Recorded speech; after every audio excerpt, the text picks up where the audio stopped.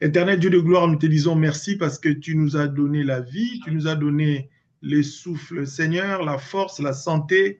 Tu nous as renouvelé, Seigneur Dieu de gloire, toutes les facultés mentales, psychologiques, Seigneur, et morales. Nous te disons infiniment merci, Seigneur. Merci pour cette prière puissante de ces matins et de ces soirs. Ça dépend de l'endroit où nos bien-aimés nous suivent. Vous aussi qui allez, par la grâce de Dieu, nous suivre sur Internet. Que le Seigneur vous bénisse. Soyez bénis là où vous êtes. Seigneur Dieu de gloire, nous nous recommandons à tes saintes mains.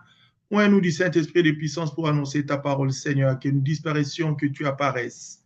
Parle à ton peuple, Seigneur. La Bible dit, l'homme ne vivra pas de pain seulement, mais de toute parole qui sort de la bouche de Dieu. Alléluia. L'homme ne vivra pas de pain seulement, mais de toute parole qui sort de la bouche de Dieu. Que le Seigneur soit glorifié. Bien-aimés, partout où vous êtes, je vous bénis partout où vous êtes. Que le Seigneur vous bénisse, bien-aimés. Je ne sais pas dans quel état vous vous trouvez. Je veux dire, quel est votre état de santé. Je ne sais pas, mais que le Seigneur vous bénisse, bien-aimés, là où vous êtes. Sans plus tarder, nous allons prendre nos Bibles, nous allons prendre nos carnets et toujours une belle Bible et toujours un beau carnet parce que notre Dieu est beau, notre Dieu est grand, bien-aimé.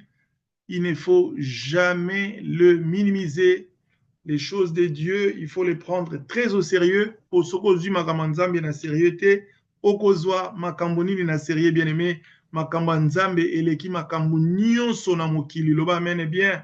Makambo ya nzambe nde eleki makambo nyonso na mokili. Bien aimé, soki ozwi makambo ya nzambe na sérieux te, makambo nini yo okozwa na sérieux. Alléluia. Bien aimé, si tu prends les affaires de Dieu, tu prends les affaires de Dieu au sérieux, Dieu te prendra au sérieux. Soki olingi nzambe ayeba bien aimé kosokipaka na yo, yo sokipaka pe na makambo ya nzambe, sokipaka na musala nzambe, s'occupera bien-aimé na etonga ya nzambe nkolo akoyeba kopambola yo. Sans plus tarder, bien-aimé, tokokende na texte na biso ya lelo. Toke na texte na biso ya lelo, tokei bongo na Job, chapitre 3. Job, chapitre 3, alléluia. Job, chapitre 3, versets 24 à 26. Job chapitre 3, 24 à 26. Nous lisons, bien-aimés, au nom puissant de Jésus-Christ. Nous sommes dans Job chapitre 3, 24 à 26. Mes soupirs sont ma nourriture et mes cris se répandent comme l'eau. Verset 25. Ce que je crains, c'est ce qui m'arrive. Ce que je redoute, c'est ce qui m'atteint. Je n'ai ni tranquillité, ni paix, ni repos, et le trouble s'est emparé de moi. Parole du Seigneur. Bien-aimés, aujourd'hui, le Seigneur a focalisé notre attention sur ces textes de Job, chapitre 3, 24 à 26.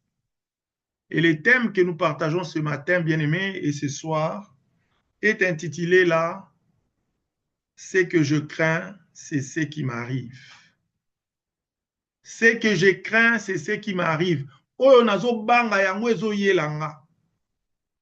que je crains, c'est ce qui m'arrive.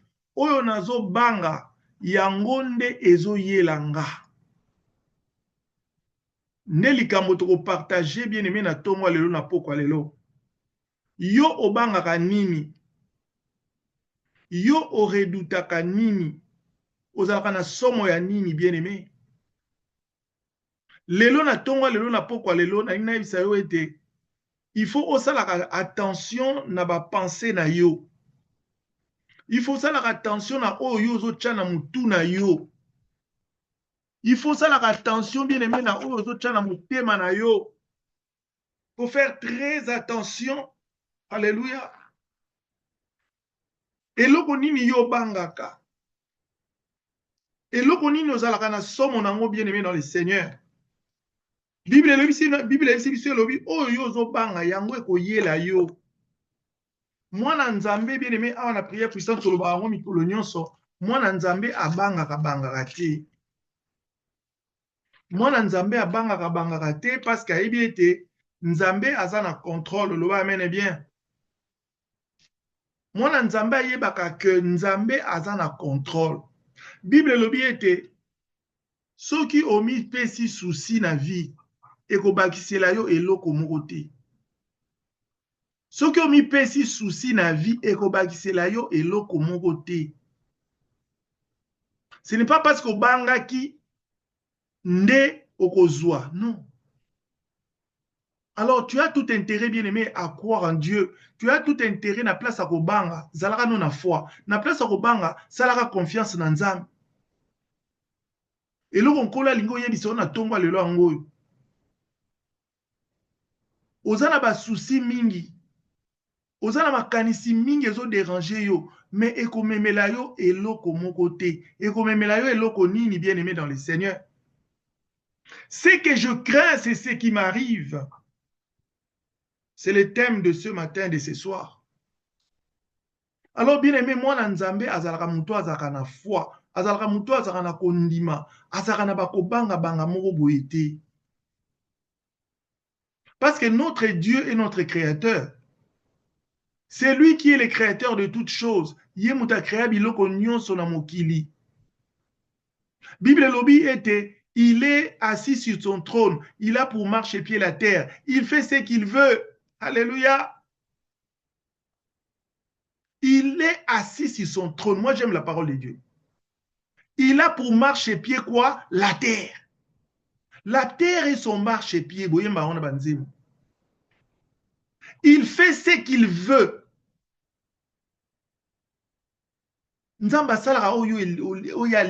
Combien de fois tu as na tongo ou une information tremblement de terre et salamaki 50 000 personnes bakoufi.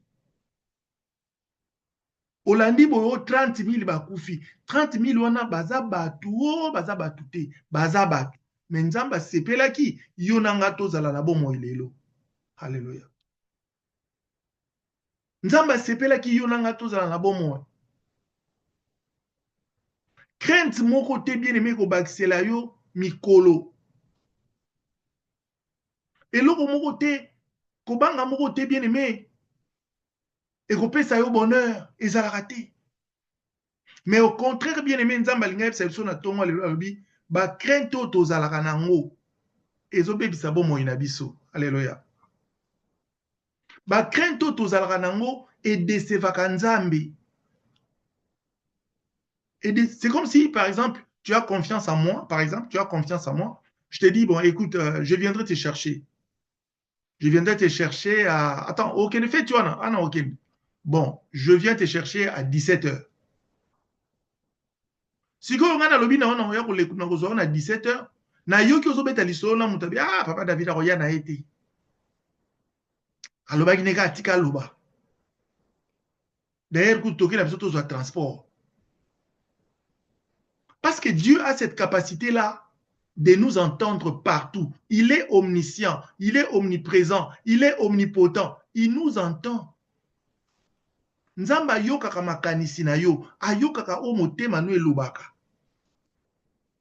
Alors si tu crois en Dieu, bien-aimé, mets en lui ta confiance. La Bible dit, mets en lui ta confiance. Il fera quoi? Il agira. Bible lobi ete nzamba salaka o makanisi na biso ezo kanisa. Oyo ezo kanisa nde nzamba osala. Yo sambelaki, olobaki nzambe pesanga eloko tel. Nzamba akei na cuisine na ye azobongisa yango. Mais pendant que nzamba azobongisa yango, yo ozosala no makambo mosusu. Yo ke ne pas nganga, yo ke ne pas marabout, yo ke ne pas féticheur, yo ke ne pas magicien, ezalaka te. Nzambe kuna azozika maboko, azolambelaka yo eloko yo komandaki. Bien aimé na isa ndeko moko, oyo sambelaki, oyo sengaki nzambe, nzambe azobongiselo yango déjà. Nzambe azobongiselo yango déjà. Mets en lui ta confiance. Il agira. Mais yo,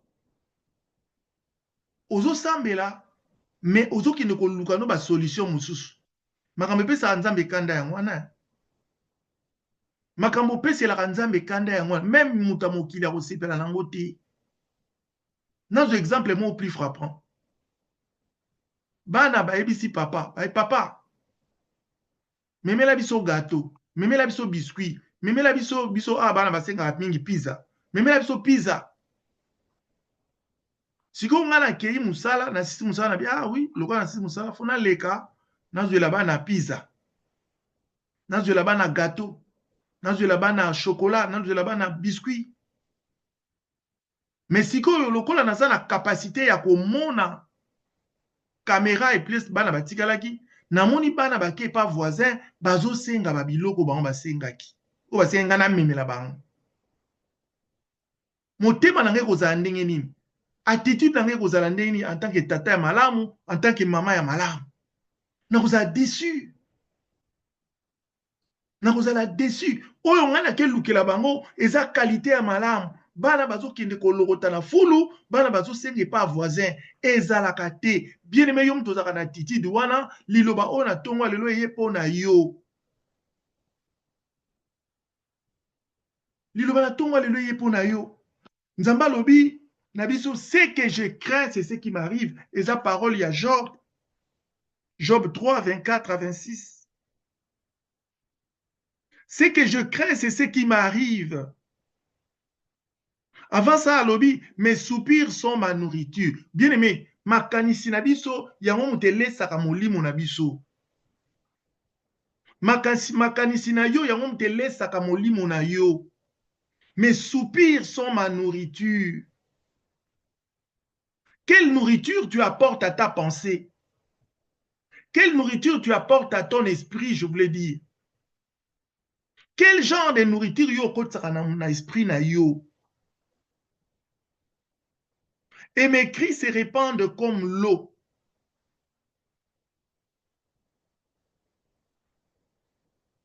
Ce que je crains, c'est ce qui m'arrive.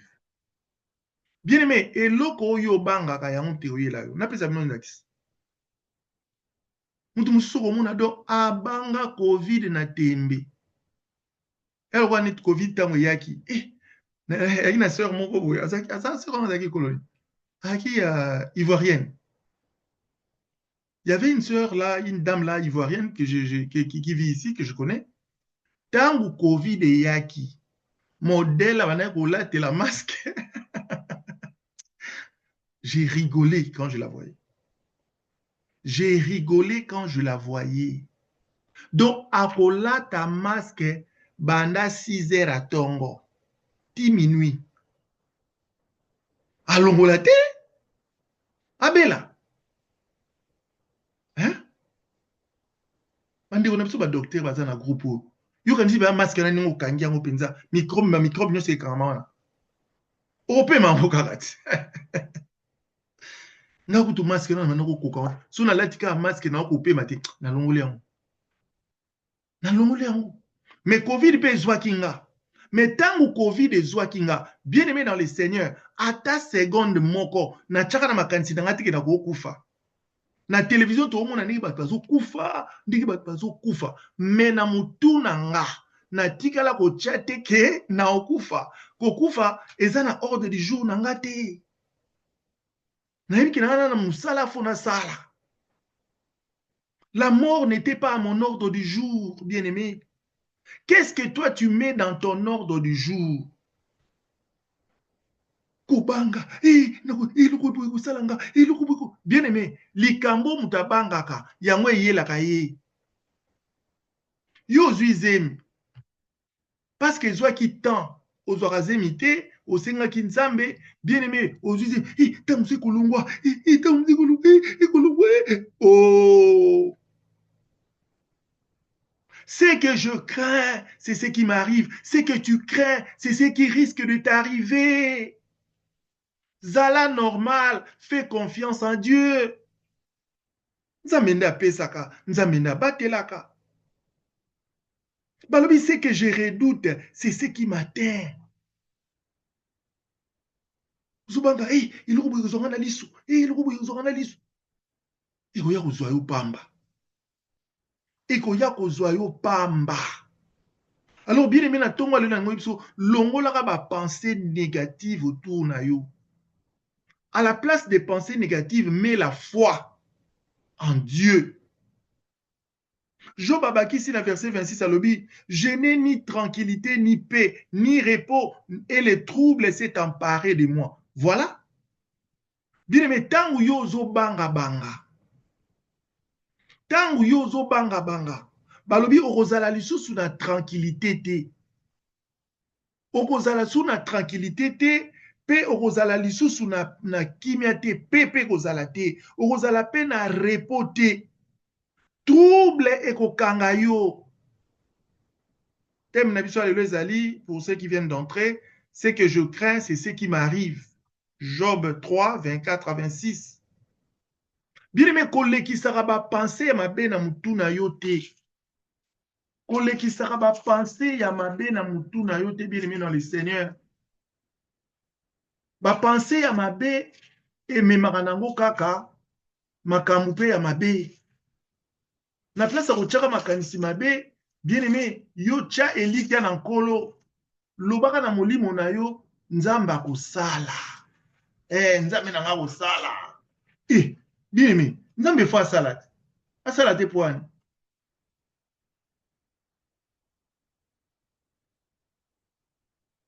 Nzambe akosala. Dieu va faire des grandes choses dans ta vie. Alors pourquoi avoir peur? Pourquoi avoir des pensées négatives? Je suis en train de chercher un verset là qui me passe à l'esprit. Je ne sais pas si je peux le retrouver.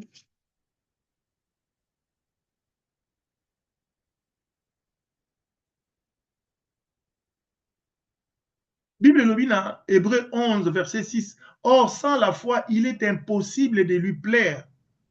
Celui qui s'approche de Dieu doit croire qu'il existe et qu'il récompense ceux qui les cherchent. Oyo azopousa na pembeni na Nzambe, il faut yeba te Nzambe azali et il est le rémunérateur de ceux qui les cherchent. Tia elikia na we pa Nzambe, longola doute, longola doute. Il faut ozalaka na doute zéro. Yo okoma kobanga mwana Nzambe obanga kapampa ata batoke na porte na kokoko obangi. Tansusu bayi kosala mabe, tansusu mutakufi, tansusu bayi lika sangwa mabe. Oh, bien-aimé dans le Seigneur. Ça na kimia ko? Nazo yebisa na tongo lelo zala na kimia. Zala na kimia. Nzambe azobongisela yo eloko osengaki ye. Nana mona te mutake na restaurant vandi, abengi serveur ou serveuse. Ah oui, bon, nana posa ya boy. Siko ake afani na kiti na restaurant, ala komi ko se plaindre. Biloko ngo tam susu. Et oya te, biloko ngo tam se ko zika. Est-ce que biloko ngo vraiment ko zala bien? Mungu ko lekate. Oh, nana mona bon te. Siko commander lo na restaurant, on va nous tranquille, bo so la bino. Bozo là dans l'entretemps, ba yeli bino s'occuper ba sucré, ba jus, bozo mela, hein? Bozo bongama, boyebi ke biloko ezoya. Bien aimé nazo yebisa biloko no ezoya. Lipamboli no ezoya, musala na yo ezoya, bana na yo bazoya, voyage na yo ezoya nango, nzambaza. Nzambazali. Makambo kitoko ezoya, toi na 2025 bien aimé. Makambo kitoko ezoya. Ezoya. Ne crains pas. Ne crains rien. Attendez, j'ai noté quelque chose de très important que je dois vous dire. Makambo kitoko ezoya yoko olenga nini? Ozobanga nini? Nzambaza tata na yo. Bien-aimé, voilà, ce que je voulais dire, c'est ça. Bien-aimé, ne donne plus trop d'importance à tes problèmes. Copé sera d'importance à vos problèmes na yo te. Ok, là, au sambeli bien. Si ok, là, mais tout comme ça. Lobi ozala ndenge ni penza, lobi na kosala ndenge ni bandeko, na kosala nde. Bien-aimé, c'est Dieu qui nous soutient. C'est Dieu qui nous bénit. C'est Dieu qui nous aide. Eza Nzambe. eza nzambe. Tia elikia na yo na nkolo, pesa bomoi na yo epai ya nzambe, ako agir bien aimé, lalaka na kimia. La Bible dit déchargez-vous sur lui de tous vos soucis et il prendra soin de vous. Ne donnez pas trop d'importance à vos problèmes. Ok, là, okomokanisa, siko lobi, mbongo wana nakosala ndenge nini? Facture wana kofuta ndenge nini? Makambo bien aimé, atokanisi yango ekobakisa yango eloko moko te, lala. Lala, bino boza na pokwa. Bandeko ya Canada, bandeko ya États-Unis, boza na grâce lelo parce que bino na bolali te, lala na yo. Après prière, oh lala. Nzambe mko yebi? Hein? Nzambe yebi. Soki nzambe abongisaki bien aimé. Soki nzambe abongisaki muta kufa telle date. Ato sali ndenge ni na date ngo kufa no kaka. Bosiko. Hein? Sousa ni yocha. Ce que je crains, c'est ce qui m'arrive. Alors, bien-aimés, veillez à ce que vous mettez dans vos pensées. Veillez à ce que vous mettez dans vos esprits. Ne donnez pas trop d'importance aux problèmes. Ok, n'est pas docteur. C'est bon. Bon, ça va. Malade, on a lobby, et ça n'a pas. La Bible dit, tout genou fléchit au nom de Jésus. Malade, on a le les ana combo et qu'on fléchir devant le nom de Jésus. Bondela, le banzam, balobina maladie telle, mais na annulé en haut, au nom de Jésus. Cette maladie fléchit au nom, au bon de libyen, na simosali nini, au lali. Na simolali. Avant de continuer, est-ce que bandeko to bondela ipona bango la fois passée bazar? Maman Sarah, Sœur Tantine, Marie Masseng, Maman Rosette, est-ce que vous allez? Comment allez-vous? Bolalaki ndenge nini mukolo wana tobondelaki mpona bino? Prière puissante me bondelaki mpona yo, olalaki ndenge nini soko zawa, soko olalaki malamu pesa témoignage. Alors bien aimé, ne donne pas trop d'importance à ces problèmes-là. Tu as prié, c'est bon, Dieu s'en occupe. Dieu s'en occupe et ça ira. Moi, je te dis, ça ira, ça va aller. Alléluia. Ne passez pas votre temps à nourrir vos problèmes en les grandissant. Kokuma na espèce ya levure te o tshaka na kati ya makambo na yo ekomaka munene o te yebisa nzambe point c'est tout. Bien aimé na place ya kokomisaka likambo no munene komi matisaka nde foi na yo, nourris ta foi. Na tongo lelo na ye koyebisa yo o matisa kondima na yo, nourris ta foi. Tant omoni négativité ezoya na motema no loba te nzambe osala eloko wana ozwango kaka mosala eumeli likambo te nzambe opesa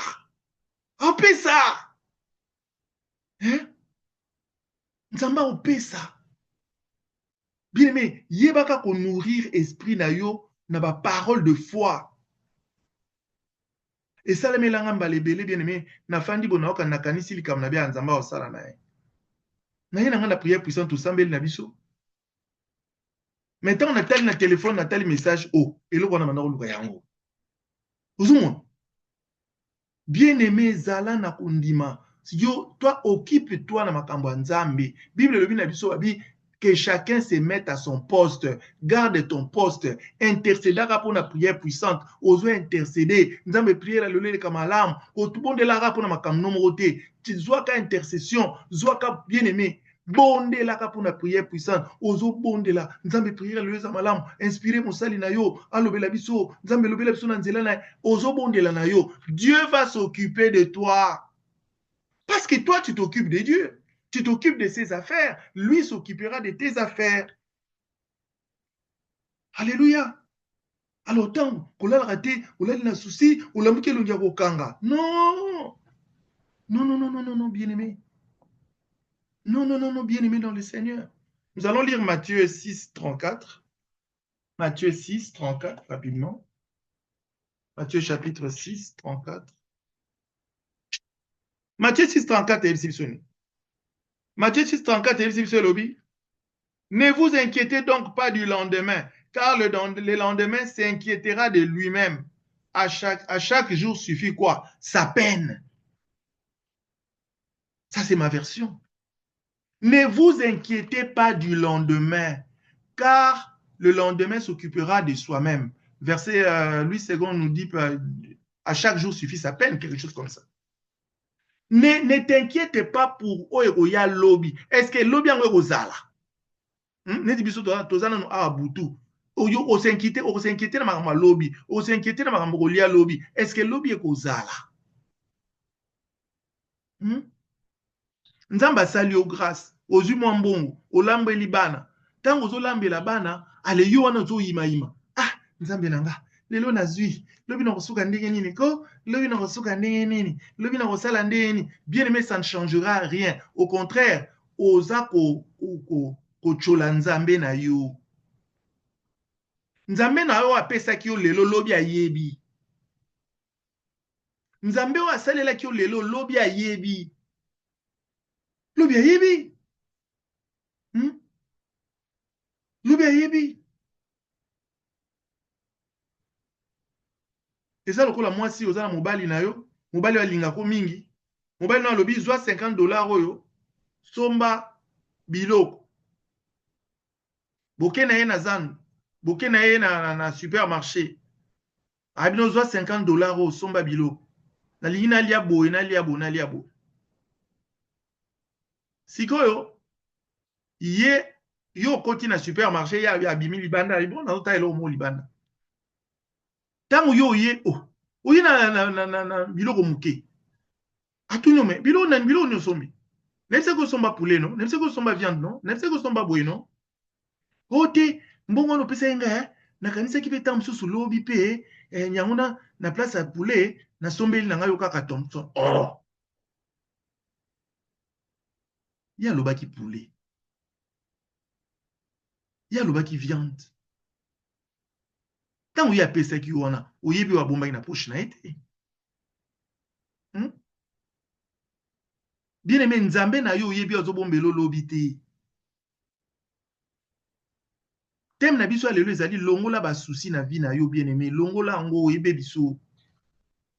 Tia elikia no na nkolo, na lobi te ko tia elikia no na moto, na lobi tia elikia no na nani, na nkolo. Je lève mes yeux vers les montagnes, d'où me viendra les secours? Les secours me viennent de l'Éternel qui a fait les cieux et la terre. Qui a fait les cieux et la terre? Nzamba lingaka na bato bachaka confiance na ye. Bien aimé, banda lelo tika ko vimbisa ba problème. Tika ko vimbisa problème. Problème ango so oyebisaki nzambe. Okutani na Freddy, oyebisi ye. Okutani na Janine, oyebisi ye. Okutani na Hélène, oyebisi. Mais finalement, nzambe azolambelo kuna akobaye na kobaye. Akobaye na kobaye. Alors bien aimé na tongo le nango yebso ke nzamba zo bongiselo déjà likambo na yo sengaki eza déjà presque prêt bientôt komona ngo nazo yebisa ndeko moko eloko wana sengaki nzambe bientôt komona ngo eza ka ngonga bangonga kaka muke na ngonga muke komona eloko wana na ngonga muke nzamba kosalela yo bien aimé zala na kimia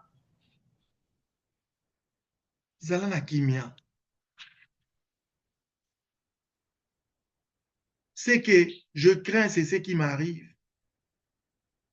Ce que je redoute, c'est ce qui m'atteint. Mais on peut s'abonner un exemple, moko. Bien aimé dans le Seigneur. Ce qu'on vit vers Amaï, quand il y a un micro, il y a un micro qui me dérange. Bien aimé, ce qu'on vit vers Yamaï, au vit vers Amaï, au tché portion, il y a sel na kati. Au tché portion, à sel, au tché mungu na kati. Moyen au mélange, ils à terre. C'est comme bololo. Moyen au mélange, ils à la terre, et comme bololo. Alors, bien aimé, quand tu prends un verre d'eau, tu mets une bonne portion de sel à l'intérieur, tu ne sauras pas boire ça. Et comme bololo, comme mélange. Sel wana yo tche na kati ya mai, eza lokola ba inquiétude. Tango zo tcha na ba inquiétude na kati ya bomoi na yo, bien aimé, vino ezo koma bololo. Makambo etambola su te, pono koti ba inquiétude na kati. nzambe azalaka na posa moto azalaka na kondima, nzambe azalaka na posa moto akontaka sur ye. Bien aimé, imaginez une femme qui a un mari et qui vante son mari. Qui vante son mari quelque part et dit, hey, en tout cas, mon mari s'occupe de moi. Attendez, vous allez voir. Ndenga ke wana, akoyela nga boye, akoyela nga boye, ndenga ke voyage. Valise wana, ezana ngutu biloko nete, biloko na nga kaka nde etonda kuna na kati. Siko ye ayoki yo nengo zoloba, et usala kitoko makasi. La même chose un enfant. Moi na oya ke classe, na récréation zo solo na baninga na ye. Ayi se, eh, papa na biso alobaki, akosombela nga boye, akosombela nga bale, akosombela nga mona popi, akosala boye, akosala boye. Parent oyo ayoki ndenge mwana azoloba ekosala ye esengo ekoencourager ye asala lisusu davantage. C'est la même chose avec Dieu, bien-aimé. Et il est temps de vanter ton Dieu. Soko moni doute ezoya na vie na yo, bien-aimé, kende kokanisa o nzamba asalelaki yo lobi. Alléluia. Kende ko intercéder, kende ko louer nzambe. Seigneur, je te bénis parce que hier tu as fait du bien, parce que c'est toi qui as fait ceci, parce que c'est toi qui as fait cela. Kende ko tombola ye. Ne perdez pas votre temps à mettre le sel dans votre verre d'eau. Mais écoutez l'attitude qu'on attend de nous. Quand nous avons un verre d'eau qui est rempli de sel, ce que tu peux faire, c'est d'ajouter encore de l'eau. Alléluia. Ajoute encore beaucoup d'eau et le sel va se dissiper. Le sel va se dissiper. Le sel va se dissiper et bien aimé, tu sauras boire ton eau. Mai wana yozo bakisa, eza kondima, eza foi. Ajoute la foi dans ta vie. Ajoute la foi dans ton cœur. Bien aimé, les choses vont s'arranger. Alléluia. Bien aimé, ba médecin ba sala ba étude. Eloko oyo egerisaka mutu ezalaka kaka kisi te. Mutu musu mona vai na ndako azobela. Tant bamemi pa munganga, munganga lati elamba na ya pembe, azu atie ba stéthoscope, azotala ye.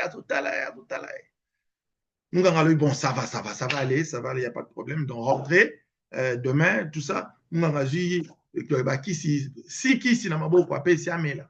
Njoka ba kisi wana ba vitamine.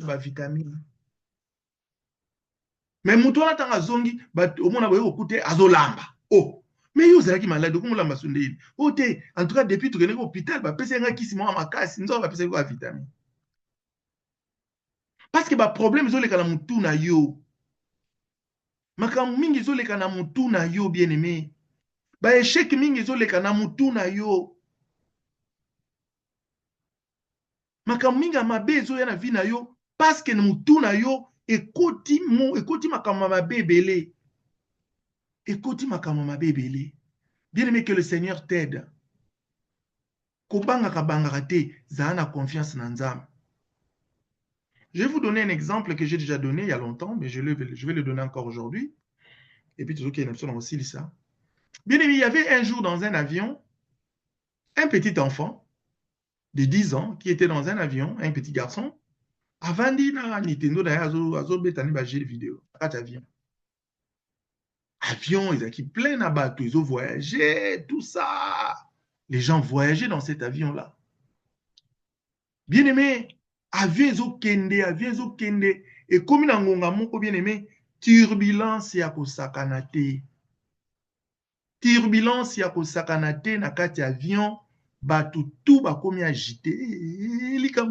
Jésus, atawe akima église akomi Yesu. Ba mo asambe ba musulman pe bakomo belela wa nzambe na bango. Mutu na mutu atobelela nzambe na ye bien aimé, ba chinois pe bazobelela nzambe na bango. Bien aimé dans le Seigneur. Mais chose curieuse na kati avion wana, mwana wana muke avandi ne kimi azobeta na ye ka je na ye. Oh. Tata moko azalaki wana bimo, petit. Yo avion ozomona ndenge eza te. Ozomona te ka avion ezokenda kokwea. Bato nyonso bazosagite tout ça. Yo oza na kimi ya bopwani. Mwana wana seki. Mwana wana seki. Babi petit ozoseka. Tel avion ndenge ezosala. Ah bien non, les pilotes, c'est mon papa. Les pilotes, c'est mon papa. Ah, bien-aimé, quelle parole. Mon anabi pilote wana zo kumba avion na. Ah, papa abiso. Amen. Mona papa na bango ndenge akendaka mikolo nyonso azongaka. Depuis azaka mwana muke, papa na bango avoyageaka azongaka. Papa na bango avoyageaka azongaka. Alors so ba voyager pe na papa na bango, bakendaka bazongaka na bango. Le petit est tranquille. Et jusqu'à un certain moment, l'avion s'est calmé. Il s'est calmé, il s'est calmé. Hôtesse a annoncé atterrissage. Serrez vos ceintures. Dans quelques minutes, on va atterrir. Avion quitté. Moi, on a dit, tata, on a dit, papa a dit, on a okumba. Bien aimé, on a dit, ndeko moko. Avion ya bo moina yo yesu ndazo kumba ngo. Alléluia. Avion ya bo moina yo yesu ndazo kumba ngo. C'est Jésus qui pilote ta vie. Je voudrais dire à quelqu'un, c'est Jésus qui pilote ta vie. C'est Jésus qui est aux commandes. Comme c'est Jésus qui est aux commandes, bien aimé, il n'y aura pas de crash. Alléluia. Comme c'est Jésus qui pilote, il n'y aura pas de crash dans ta vie.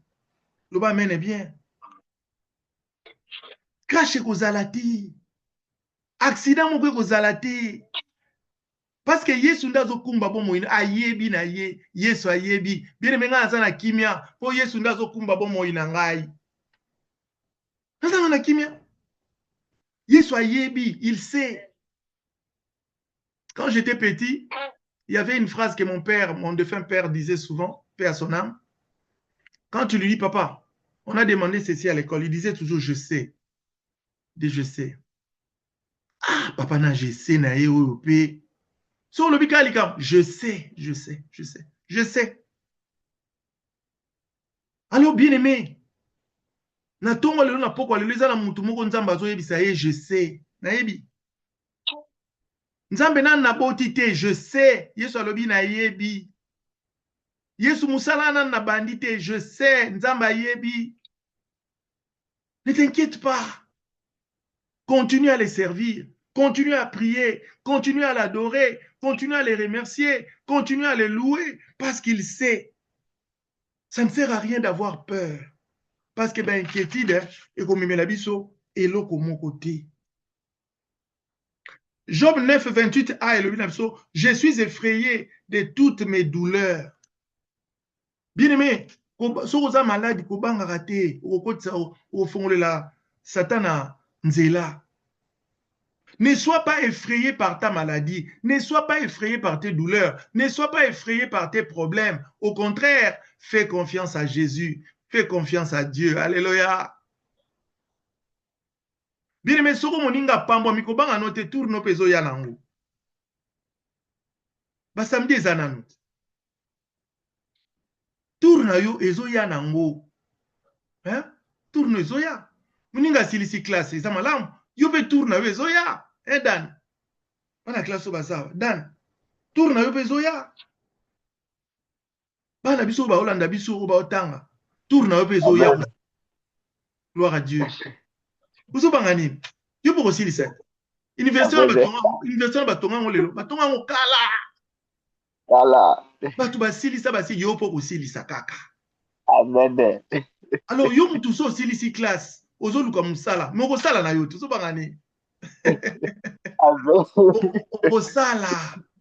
Amen. Pour Yesu mutaza na contrôle. Bien aimé le bas Jésus est au contrôle. Jésus est au contrôle.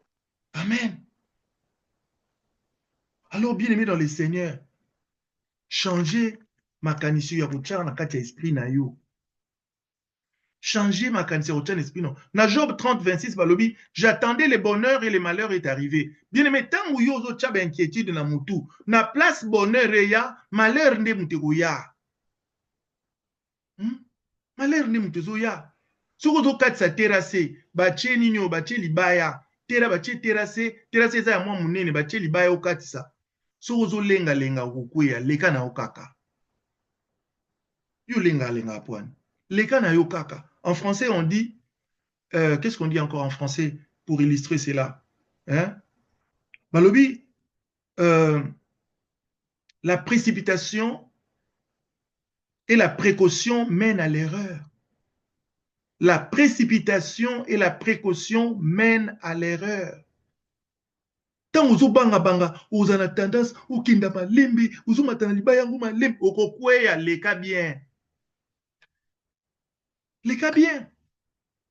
Tant on peut kobanga leki oyo leka na mbango kodinda. Leka na yo malamu, leka no normal. Leka na yo. Comme ils en ont été. Alors, il faut que parce que nous avons un contrôle. J'attendais le bonheur et le malheur est arrivé. J'espérais la lumière et les ténèbres sont venues. C'est toujours Job 30, 26. Alors, bien aimé, yeba kochaka makanisi malamu na mutu na yo. Boyoka Ézéchiel 11, 8 et l'obi. Ézéchiel 11, 8 aussi savana. Elobi, vous avez peur de l'épée et je ferai venir sur vous l'épée. Yozo banga mopanga, nzamba otindelo mopanga. Alors bien aimé, na place ya kubangaka bangaka, na place ya kulengaka lengaka, kutremblaka, pesa nzambe confiance. Tango zo sambela, omoni eloko wana eumeli, loba Seigneur, na sengi yo merci pour na yebi ke musala na nga na ozwango. Na sengi yo merci pour na yebi ke libala na kozwango. Na sengi yo merci pour na classe na nga na osilisa. Merci parce que musala na kozwa. Nzambo za na contrôle. Entre-temps, continuez ko salela ye. La Bible dit, vous me servirez et je bénirai votre pain et je bénirai votre eau. Muto asalelaka nzambe, nzamba salelaka ye. Muto azaka na crainte de Dieu, nzamba kanisaka ye. Muto abangaka nzambe, nzamba tombolaka ye. Muto honoraka nzambe, nzambe pe honoraka ye, bien-aimé dans le Seigneur. Alléluia. Nzamba za malamu. Nzamba za malamu, bien-aimé. Dieu nous aime. Alors, bien-aimé, Tolanda, Proverbe 23, verset 7. Elobi, car il est comme les pensées de son âme. Bien-aimé, balobi te, mutu azalaka nde makanisi na eza.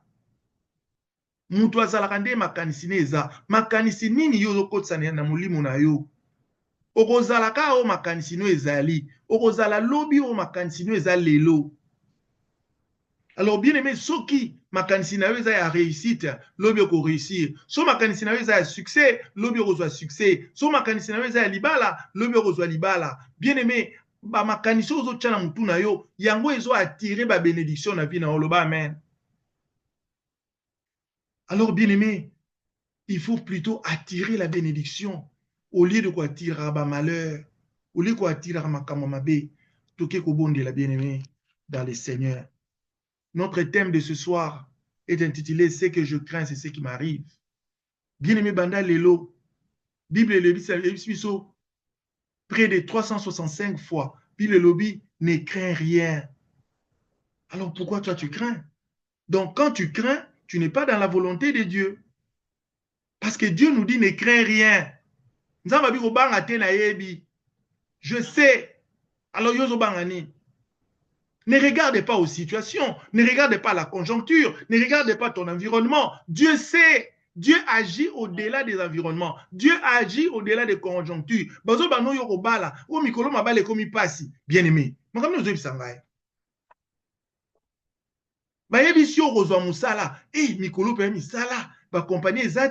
bien-aimé, balobino ko voyager na yo ko bakangi ba ambassade yo ko voyager ata na Brazza ba ochelo passeport visa OK